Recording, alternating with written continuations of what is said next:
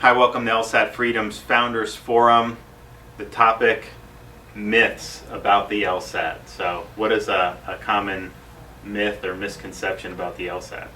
Well, one common myth is that you can't study for the exam at all. And while that may be true, sure, you can't study for the LSAT like you would a physics exam or a history exam because you're not really memorizing and spewing out information, but you can actually study for the LSAT, and you should. And the way you study for it is by learning the logic and the logic principles that underlie these questions so that you can understand how to answer the questions. And by practicing that, you will be able to prepare for the exam. I would agree with that, and also add, I think the biggest misconception about the exam related to that is that just any sort of preparation will do. Some students think that if they just kind of look at the material once or maybe take one prep test, that's fine. Or even if they just take any old prep course, that's going to suffice.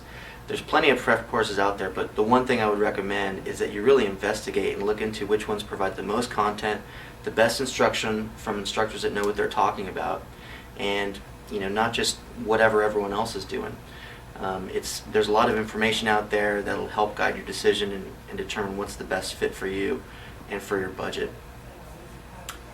I agree. I think that the idea that you cannot kind of improve your score or prepare is a total misnomer.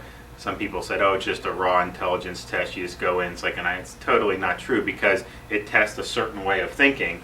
And so you may have a lot of intelligence, natural intelligence, but if you haven't been conditioned to think the way that the test is trying to get you to think, then you're not going to perform nearly as well as you would. But once you understand what the test is doing, and then you start thinking in that way, well, then it's amazing how, as you go through the exam year after year, like we do when we're teaching our course, that they basically ask the same questions, just a different way. And there's only so many ways that you can test logical principles, that if you go through our course or another course and you've studied a lot of the problems and taken a lot of tests, you find yourself taking the actual exam, you'll be able to almost know that they're going to ask a certain question as you're going through, because you know what? You've seen this song and dance before.